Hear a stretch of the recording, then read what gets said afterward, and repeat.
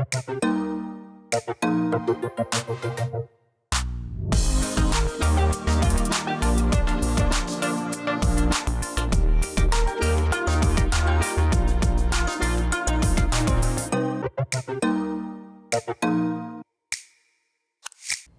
you for joining us. I'm Naiba Reynoso. Ahead, book lovers unite. Plus, a local school district stands up to hate. But first, the life-changing medicine being done at Rancho Los Amigos National Rehabilitation Center in Downey is now memorialized in a mural created by a former patient. Here's more.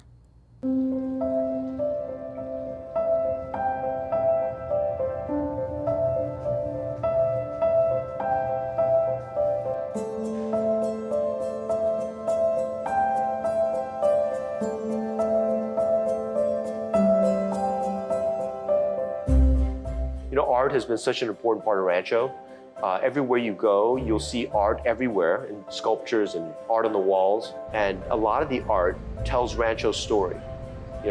Why Rancho exists and what work goes on here at Rancho. And was a large stretch of wall that really begged to have something special. The subject of the mural will be essentially a series of research projects that have taken place here at Rancho. I've done Michael Jackson, painted for Michael Jackson for 5.5 months before he passed away, and Snoop Dogg, and I've done some things for Kobe Bryant, and I want this to be the one though. This is the one I want to be the legacy for people to say, you know what, he did something for real. It's gonna be some airbrush and acrylics and a little bit of both, all kind of brush. I'm gonna throw my talent into this. Leon is, as I understand it, a self-taught street artist. I and a colleague of mine performed surgery on Leon and taking care of Leon. And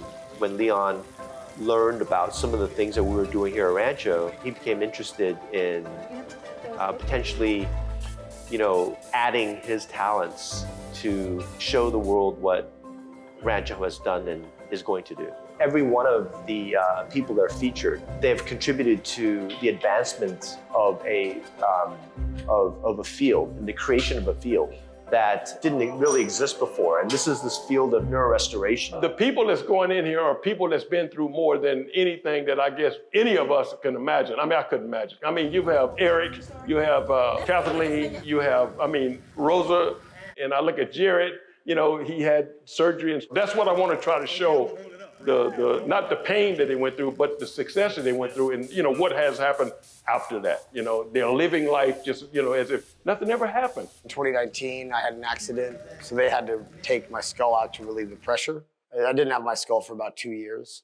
When they finally put my skull back in, it was a piece of equipment, really. It was like basically a scientific tool. Even when Dr. Lou said, "Hey, Jared, we're gonna put this plate in your head, but we're gonna build a window in the back." And then I ended up getting this 3D implant put into my skull, and then I just kept doing these cranial studies for them to be able to use it as research. At the age of 21, I got shot, and I became a C3, C4 quadriplegic, basically paralyzed from the shoulders down. Rancho taught me that there was a life after your spinal cord injury. I participated in groundbreaking technology with microchips. I was implanted in my brain with 2 microchips, and I controlled a robotic arm, and I was able to drink a beer by myself. 3, 2, 1, go!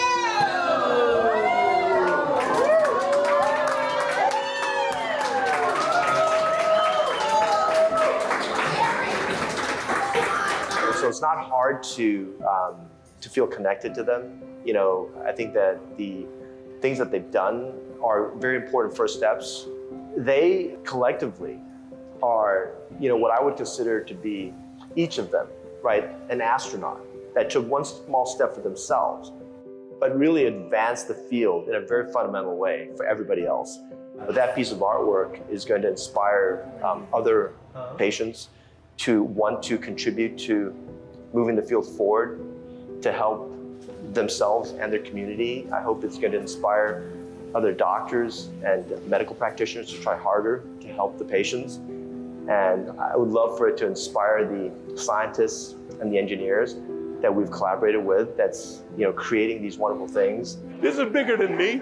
This is not just me. And I don't know why people think that you did a beautiful job. No, these people did a beautiful job. Their lives is the one that changed this, not me. All I did is just painted it.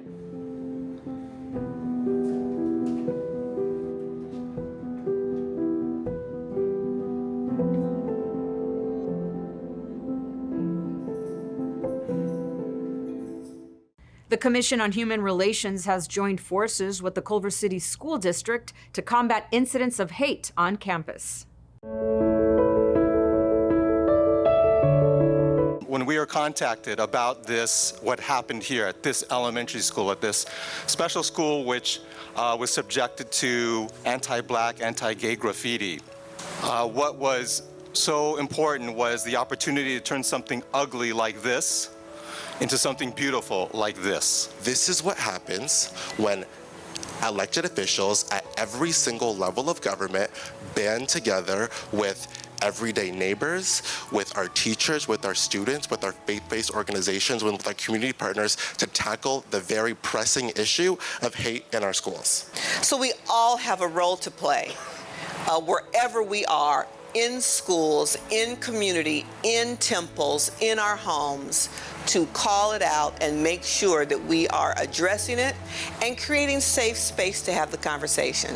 We have many, many mental health and well-being programs, and we want to make sure that our children feel safe, protected, nurtured, and there is absolutely no room for hate in any one of our schools throughout LA County.